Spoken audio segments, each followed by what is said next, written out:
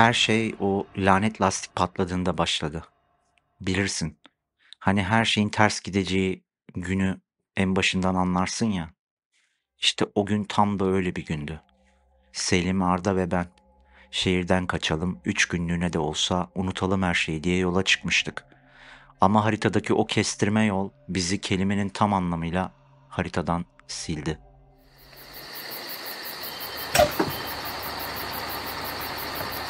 Bu otobüs nereye gidiyor? Bu otobüs yalnızca kabuslar durağına gider.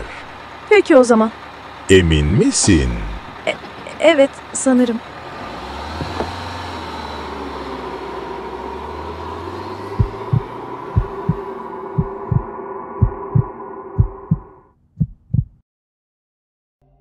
Yolun ortasında, asfaltın tam ortasında kaldığımızda arabanın kliması çoktan bozulmuştu. Dışarısı cehennem gibiydi yani. Otoyol falan da değil ha. Eski çatlak bir asfalt burası. Ve ufukta o sıcak hava dalgalanmalarının arkasında hiçbir şey yoktu. Hiçbir şey. Sanki dünya hemen 5 metre ötemizde bitiyor gibiydi. Selim her zaman ilk panikleyenimizdir. Arabadan inip lastiğe bir tekme savurdu ve "Harika!" dedi. Ne telefon çekiyor ne de bir araba geçiyor. Tam bir film sahnesi yani. Şimdi çalıların arasından testereli bir manyak çıkar da biz de filmin başında ölen aptal gençler oluruz. İyi mi? Arda güldü. Ama bu o sinir bozukluğu anlarında çıkan sahte bir gülüştü. Saçmalama Selim ya. Bir çözüm buluruz. Ama gözleri bir umut ararken aslında benim gibi onun da ne kadar korktuğunu görebiliyordum. Ben konuşmuyordum. Susuzluktan dilim damağıma yapışmıştı zaten ve beynimin içindeki düşünceler bile yavaşlamıştı. Sanki eriyen bir plastiğe dönüşüyorlardı. İşte o an, işte o an bir şeylerin tuhaf olduğunu ilk kez gerçekten hissettim. Bu sadece yolda kalmanın getirdiği bir çaresizlik değildi. Farklı bir şeydi. Bir sessizlik, ama bu normal bir sessizlik değildi. Hani ormanda bile bir uğultu, bir hayat sesi olur ya, burada o yoktu. Ne bir böcek sesi, ne bir rüzgar uğultusu, hiçbir şey. Sanki biri dünyanın sesini kısmış gibiydi. Bu his mideme soğuk bir taş gibi oturdu. Saatler geçmişti. Güneş alçalmaya başlayınca o bozkırın üzerine kan kırmızısı bir ışık çöktü. Artık konuşmuyorduk. Hem konuşacak ne kalmıştı ki? Umut falan kalmamıştı yani. Yorgunluk, susuzluk ve beynimin içinde zonklayan o aptal uğultu. Of. Tam işte bu kadar. Burada öleceğiz falan diye düşünmeye başlamıştım. Ki Arda aniden doğruldu. Gözlerini kısmış, o titreşen havanın içine bakıyordu. "Orada," diye fısıldadı. Baktığı yerde bir bina vardı. Ama bu imkansızdı. Yemin ederim 5 dakika önce orada hiçbir şey yoktu. Bu bir serap olmalıydı herhalde. Gözlerimizin bize oynadığı bir oyun falandı yani. Ama oradaydı. Tek katlı, eski bir yapı. Üzerindeki tabelada okunmuyordu. Ama netti. Sanki yerden bitmiş gibiydi. Selim hemen atladı. "Ben oraya gitmiyorum," dedi ve devam etti. "Bu Teksas katliamının başlangıç sahnesi moruk." "Hayır, teşekkürler." Selim'in bu çıkışına içimden ben bile gülmüştüm aslında. Ama umut mantıktan her zaman daha güçlü bir zehirdir. Özellikle de ölmek üzereyken. Yürümeye başladık. Oraya doğru attım her adım. İçimdeki o soğuk taşı daha da ağırlaştırıyordu. Yani bir şey yanlıştı. Çok yanlıştı. Yaklaştıkça tabeladaki solmuş harfleri de okuyabildik. Yolcu doyuran kebap.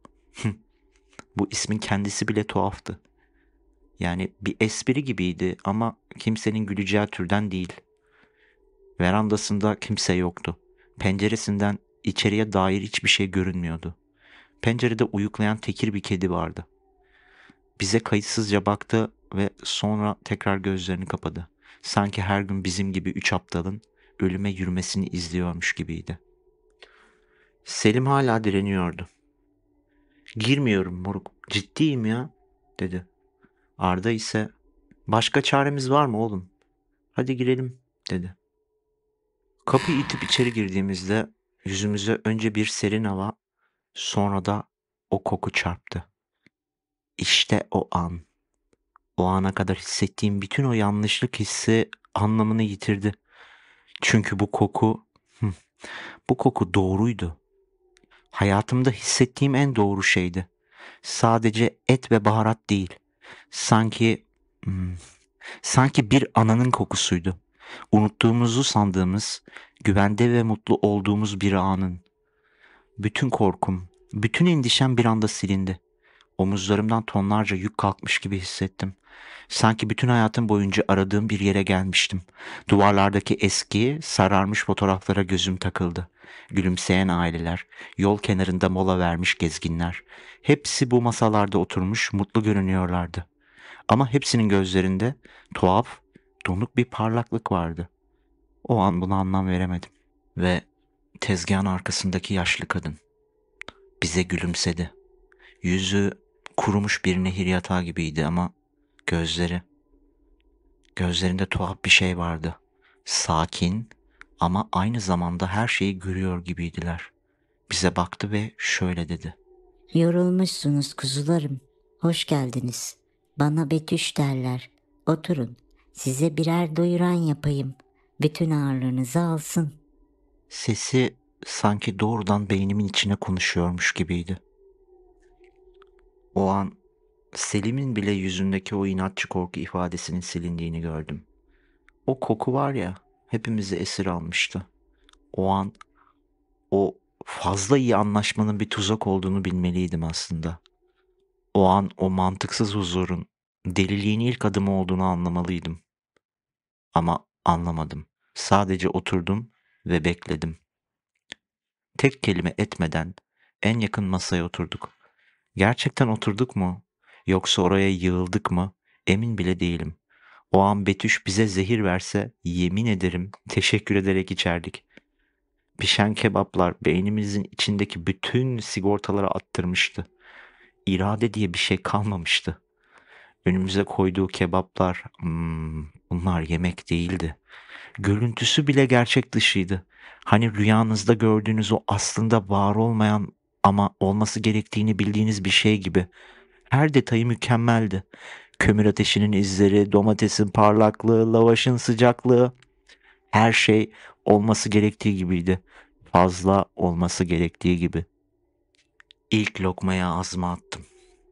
Ve beynimin içinde o bitmek bilmeyen uğultu, o endişe, o ne yapacağız şimdi paniği var ya, birisi şarteli indirmiş gibi anında sustu. Mutlak bir saf bir sessizlik. Vücudumdaki her kasın o ana kadar ne kadar gergin olduğunu bile fark etmediğim her bir lifin gevşediğini hissettim. Gözlerimi kapattım ve bu sadece bir lezzet değildi, bu bir histi. Sanki sıcak bir battaniyeye sarılıyordum. Sanki o bozkır, o patlak lastik, o çaresizlik hiç yaşanmamıştı. Selim ve Arda'ya baktım. Onların da gözleri kapalıydı. Yüzlerinde aptalca salyaları akacakmış gibi mutlu bir ifade vardı. Zombi gibiydiler. Güzel bir rüya gören zombiler. O an üçümüz de oradaydık. Ama aslında hiçbirimiz orada değildik sanki. Dünya durmuştu. Birer tane daha. Betüş'ün sesi sanki çok uzaktan, bir tünelin ucundan geliyordu. Gözlerimizi açacak halimiz yoktu. O kadar kopmuştuk. Sadece kafalarımız sanki bir kuklacı iplerimizi çekiyormuş gibi aynı anda yavaşça aşağı yukarı sallandı. İkinci porsiyon geldiğinde etki daha da tuhaflaştı. Koku artık burnumda değildi. Sanki derimden içeri sızıyordu. İlk lokmayı aldığımda bu kez sadece huzur değil, bir çözülme hissettim. Beynimin içinde bir şeyler kıpırdıyordu. Yarın teslim etmem gereken o önemli proje aklıma geldi. Sonra bir anda sabun köpüğü gibi patladı ve gitti. Düşünebiliyor musun? Haftalardır uykularımı kaçıran projeler, işler bir anda yok oldu ve ben panikleyeceğimi rahatladım. Çok büyük bir yük kalkmıştı üzerimden. Bu iyiydi, bu özgürlüktü. Sonra Zihnimi zorladım. Geçen ay kavga ettiğim kız arkadaşımı düşünmeye çalıştım. Yüzü. Yüzünü hatırlamaya çalıştım. Gözlerinin rengi neydi? Kahverengi miydi? Yoksa yeşil mi? Dur bir dakika. Annemin gözleri yeşildi. Onun adı neydi? Peki dilimin ucundaydı ama söyleyemiyordum. Sanki kelimeyi unutmuşum gibi mideme soğuk bir kaygan bir korku oturdu. Bu hissettiğim hafiflik bir rahatlama falan değil miydi yoksa? Ya da daha kötüsü bir uzvunuzu kaybettiğinizde de hafiflersiniz değil mi? Ben ben anılarımı kaybediyordum ve anestezi altındaymışım gibi. Ama bundan zevk alıyordum. Hayır, hayır. Bir anlık panikle tutunabileceğim tek şeye tutundum. Annemin yüzüne. O benim kalemdi, anlıyor musun? O anı benden alamazlardı. Ama her lokma boğazımdan aşağı kaydıkça zihnimdeki o en güvenli liman bile dalgalanmaya başladı. Annemin o şefkatle gülümsemesi titremeye, kenarlarından erimeye başladı. Bir anlığına gözleri, annemin gözleri, Betüş'ün o dipsiz kara kuyularına dönüştü. Bu korkutucu değildi. Bu korkunun ötesinde bir şeydi. Çünkü korkuyu hissetmek için bile bir bene ihtiyacım vardı. Ve benim o lezzetli etin içinde lokma lokma sindiriliyordu. Omuzlarımda yük falan kalmıyordu. Omuzlarımın kendisi yok oluyordu. Ne kadar zaman geçtiğini de bilmiyorum. Dışarıdaki gökyüzü turuncudan mora, sonra da ölü bir morluğa dönüşmüştü. İçerideki o tek çıplak ampul artık sıcak ve davetkar değil, bir morgun ışığı gibi soğuk ve acımasızdı. Yüzlerimize uyuşuk, hastalıklı gölgeler düşüyordu ve tam o anda Selim hareket etti. Ama bu bir insanın hareketi değildi. Sanki bir kuklacı iplerini ilk kez deniyormuş gibiydi. Yavaş, kesik ve yanlış. Önce sadece parmakları seyirdi. Sonra kolu. Kendi iradesi dışında bir güç tarafından kaldırılıyormuş gibi masadan yükseldi. Ayaklarının üzerinde durduğunda bir an sendeledi. Gözleri açıktı ama bakmıyordu bile. Sanki birisi içerideki her şeyi almış ve geriye sadece bakan ama görmeyen iki cam bilye bırakmıştı. Bize baktı ve o şey arkadaşımın yüzünü kullanarak gülümsedi. Bu yüz kaslarının oluşturduğu anlamsız korkunç bir spazmdı. Kulakları gerildi ama gözleri o boş ifadeyi korudu. Arkadaşıma değil, onun derisini giymiş bir şeye bakıyordum. O şey Selim'in ağzını kullanarak konuştu. Kelimeleri ağzında yuvarladı ve biraz hava almam gerek dedi. Aynı bir robot gibiydi. Kapıya doğru yürüdü, açtı ve verandaya çıktı. Gecenin içindeki bir gölge gibi kayboldu. O gidince sanki büyünün bir kısmı bozuldu. Beynimde o uyuşturan huzur var ya, yavaş yavaş çekilirken, kaybolurken yerine soğuk yapışkan bir şüphe sızdı. Önce dakikalar geçti, sonra yarım saat, belki bir saat falan. Arda'yla birbirimize baktık. Gözlerindeki o mutlu boşluk yerine benimki gibi yavaş yavaş büyüyen bir endişe bırakıyordu. "Of, nerede ya bu? Nerede kaldı?" dedi Arda. Sesi ilk kez çatlak ve korku doluydu. Bir hışımla ayağa fırlayıp dışarı koştuk. Kapıyı açtığımızda yüzümüze vuran soğuk bozkır rüzgarı içerideki o sahte cennetten adeta bir tokat gibi bizi kopardı. Sadece rüzgarın uğultusu ve yıldızların iğneleyici kayıtsız bir ışığı vardı. Selim'den veya yol kenarında bıraktığımız arabadan bir eser yoktu. İkisi de sanki hiç var olmamış gibiydi.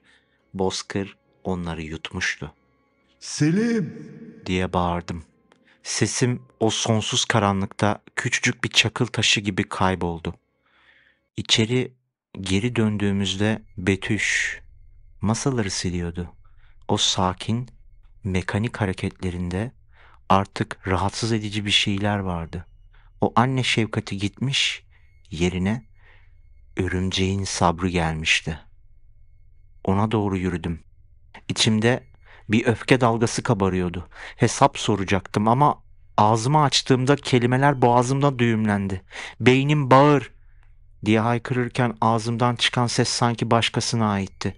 Yorgun, düz ve duygusuz bir tınısı vardı.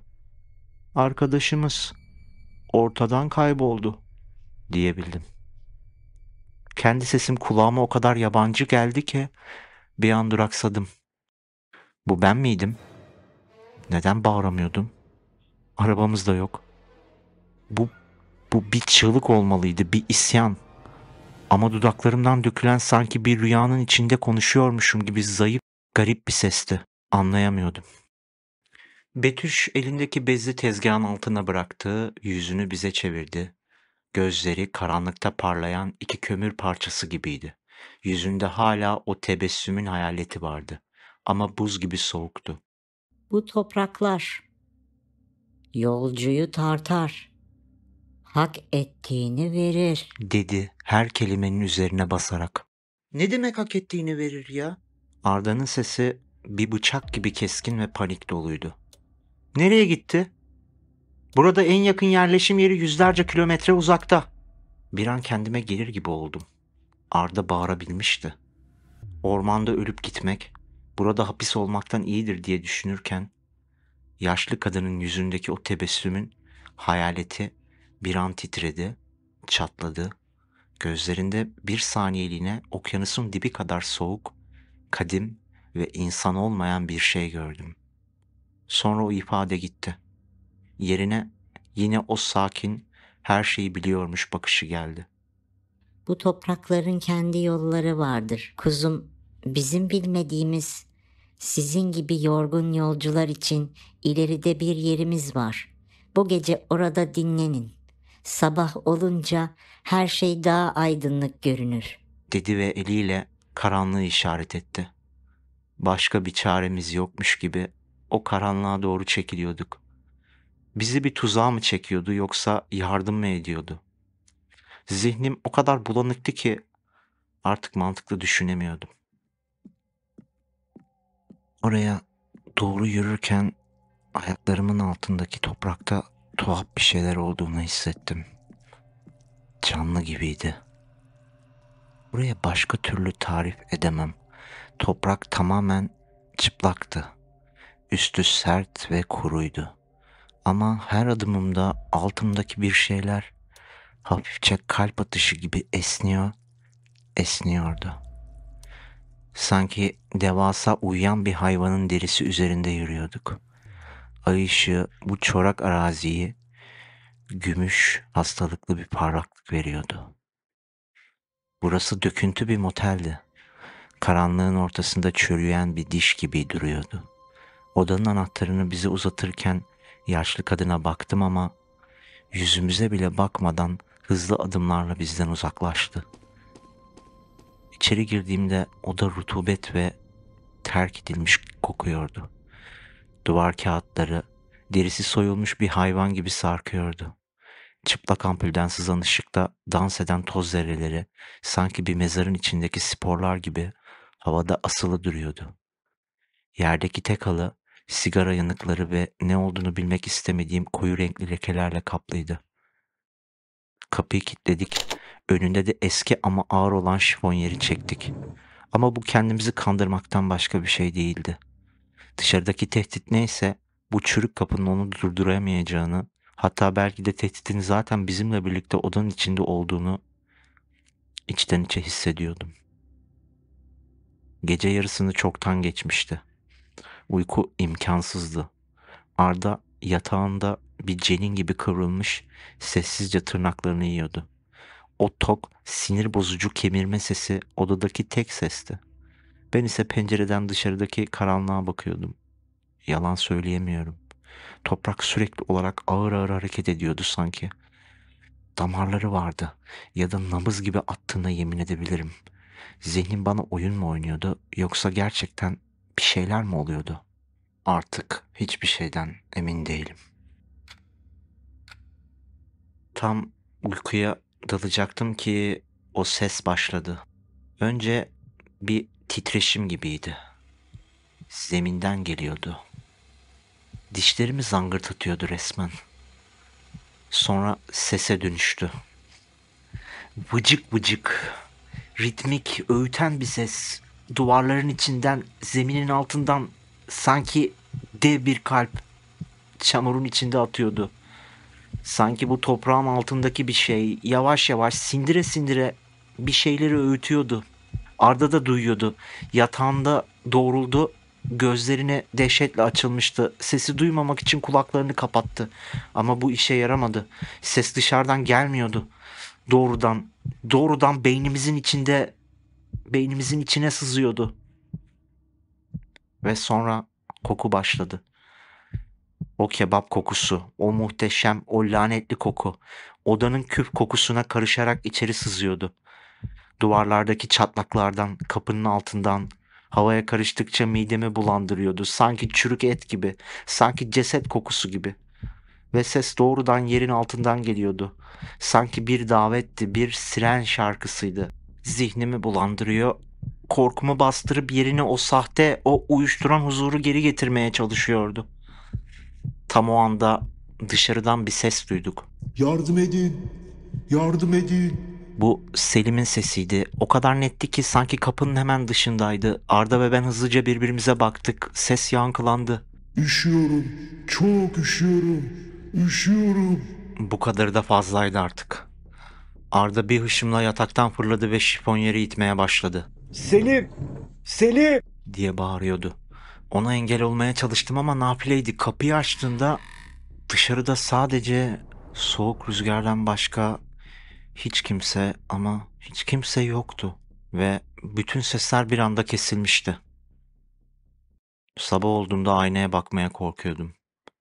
Çünkü orada ne göreceğimi bilmiyordum. İki boş göz çukuru, bal mumu gibi solgun bir ten ve resmen birer hayalete dönmüştük. Çaresizdik, inanılmaz derecede de açtık. Mantık ölmüştü. Korku yerini tuhaf, teslimiyetçi bir açlığa bırakmıştı. Dün gece olanlar sanki bir başkasının yaşadığı bir kabus gibiydi. Tek gerçek olan şey o kokuydu.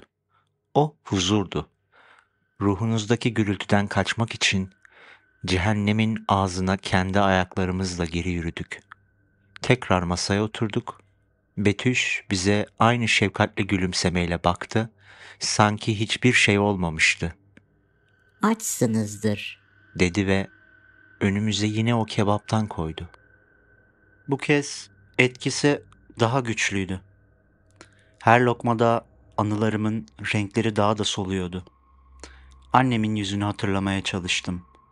Ama zihnimde sadece bulanık bir silüet belirdi. Kimliğim, ellerimden kayıp giden kum taneleri gibiydi. Benliğim yavaş yavaş eriyor gidiyordu. Ve yerine o derin, o dipsiz, boş huzur alıyordu. Tam o anda ses o kadar şiddetliydi ki masadaki tabaklar zıpladı. Biri kapıyı omuzluyor, tekmeliyor. Sanki içeri girmek için değil, kapıyı parçalamak için saldırıyordu. Sonra bir çığlık duyduk. Yırtık, boğuk, umutsuz bir çığlık. Açın. Ne olur açın. Bırakmıyorlar beni. Açın. Bu Selim'di. Arda ve ben dona kaldık. Beynimizdeki o uyuşukluk dehşetle savaşıyordu resmen. Ayağa kalkmak, kapıya koşmak istiyorduk ama kaslarımız sanki çamura saplanmış gibiydi. Betüş ise o sakindi. Sanki her gün yaşanan sıradan bir olaymış gibi. Yavaşça elindeki bezi bıraktı ve bize baktı, Arkadaşınız kaçabileceğini sandı. dedi. Sesinde ne acıma ne de endişe vardı. Sadece klinik bir vakayı tespit ediyor gibiydi. Kapıdan gelen yumruk sesleri daha da şiddetlendi. Selim'in sesi artık bir çığlık değil, hayvani bir hırıltıydı. Ve Betüş devam etti. Gözleri sanki duvarın ardını, o karanlık bozkırı izliyordu. Bu yer oyuncaklarını sever. Onlarla oynamadan bırakmaz. Arkadaşın koştu. Ama attığı her adımda bastığı toprak ayağının altında bir bataklığa dönüştü. Kurtulmak için çırpındıkça daha çok battı. Dışarıdan bir gürleme sesi daha geldi. Ardından ahşap kapının çatırdadığını duyduk. Sonra onu gördü. Uzaktaki iki sarı ışık. Bir araba farı sandı. Kurtuluş sandı. Bütün gücüyle o ışıklara doğru koştu. Ama ışıklar hiç yaklaşmadı. Sadece orada durdular. Ona göz kırptılar. Alay eder gibi. Ve sonra o iki sarı ışığın aslında birer göz olduğunu anladı. Karanlığın içinde ufuk kadar geniş bir şeye ait. Ona bakan iki sarı göz. Kapıdaki yumruklar aniden kesildi. Yerini vıcık vıcık bir ses aldı. Bir yırtılma sesi. Ardından Selim'in boğazından gelen, kelimelere dökülemeyen, gırtlaktan gelen o son boğuk ses. Sonra sessizlik. Betüş bize o dipsiz gözleriyle baktı. Sanki dışarıdaki o son sesten zevk almış gibiydi. Bu yer canavarlar yaratmaz. Sadece zihninin içindeki en karanlık köşeyi bulur ve oraya bir fener tutar.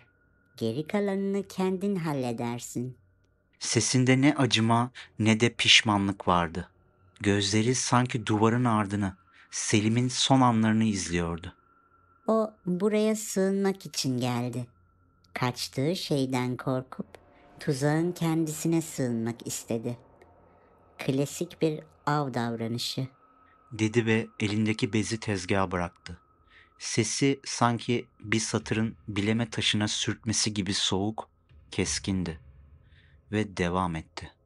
Biz avı kendi kendine parçalanana kadar dışarıda tutarız. Geriye sadece toplanacak parçalar kalır. Ve artık burada, yanınızda. Dedi ve sanki bir transtan çıkmış gibi kapıyı açtı. Selim içeri girdi. Bir personel gibi içeri doğru mutfağın o girilmez kısmına girdi ve o ses yeniden başladı. Arda ve ben hemen onun peşinden atıldık. Onu durdurmak için mi yoksa o sesin kaynağını merak ettiğimiz için mi? Bilmiyorum. Kapıyı açtık ve içeri daldık. Mutfak bir ameliyathane gibiydi. Ama bu iyi anlamda değildi. Her yer paslanmaz çelikti. Rahatsız edici derecede temizdi. Sanki burada yemek değil de kanıt temizleniyormuş gibiydi. O öğütme sesi şimdi çok daha yakındı. Çok daha ıslaktı. Mutfaktaki her şeyin, yerdeki fayansların bile hafifçe titrediğini hissedebiliyordum. Ses mutfağın sonundaki o ağır, eski ahşap kiler kapısının ardından geliyordu. Selim, sanki ipleriyle çekilen bir kukla gibi o kapıdan doğru, içeri doğru yürüyordu. Selim dur diye bağırdım koluna yapışarak ama o beni bir bez bebek gibi kenara itti ve kilerin paslı sürgüsünü çekti. Kapı bir tabut kapağı gibi gıcırdayarak açıldı. İçeriden yüzümüze sıcak, nemli bir buhar çarptı. Ve o koku, kebap kokusunun hamaliydi. Topraksı, baharatlı ve canlıydı. Sanki nefes alan bir şeyin kokusu gibiydi. Arda bir an bile tereddüt etmeden içeri adımını attı. Ben ne yaptığımı bilmeden dehşetle arkasından girdim. Telefonumun ışığını açtım ve gördüğüm şey karşısımda dizlerimin bağı çözüldü. Midemdeki her şey boğazıma hücum etti. Bu bir makine değildi. Kilerin ortasında yerden tavana kadar uzanan ne olduğu belirsiz yaşayan bir şeydi. Koyu renkli, damarlı dev bir mantar ile bir hayvanın iç organları arasında bir şey. Yavaşça kasılıp gevşiyordu. Ritmik öğütme sesi ondan geliyordu. Üzerindeki deliklerden kebaba o eşsiz kokusunu veren o lanet buhar sızıyordu. Duvarlara ve zemine uzanan kalın urganlar gibi kökleri vardı. Sanki bu binanın damarlarıydı. Bu şey bu binanın kalbiydi sanki, organıydı ve yolda gördüğümüz o damarlar onun beslenme ağlarıydı. Işığı yere doğru tuttum. Bu yaşayan, bu iğrenç şeyin dibindeki bir oluğa. Yukarıdaki mutfaktan gelen boruyla bir şeyler akıtılıyordu. Kuzularım. Ses çok uzaklardan geliyordu sanki. "Bize ne yedirdin? Seni yaşlı moruk!" diye bağırdım ya da bağırdığımı sandım. Öfkemi birer zehir gibi atmak istiyordum. Sen onu... Betüş acıyan bir ifadeyle bana baktı, Zihnin ne kadar gürültülü. dedi. Sesinde asırlık bir yorgunluk vardı. Biz kimseye zarar vermeyiz. Sadece işimize gelen kolay lokmaları kullanırız. Yaklaştı, gözleri kilerin loş ışığında parlıyordu. Anlamıyordum. Neden bahsediyordu bu kadın? Arda yanımda duruyordu ama artık orada değildi. Gözleri o atan organa kilitlenmişti. Hipnotize olmuş gibiydi. Sanki bir ayini izliyordu. Betüş Selim'i işaret etti. Sesi bir yılanın tıslaması gibiydi. Bak, o anlıyor. Toprakla konuşuyor artık. Gürültüsü dindi. Şimdi sıra sizde. Gözlerimi Selim'e çevirdim. Gözlerindeki o son panik ateşte sönmüş, yerini cam gibi donuk sükunet almıştı. Bana baktı ama beni görmüyordu. Dudakları aralandı.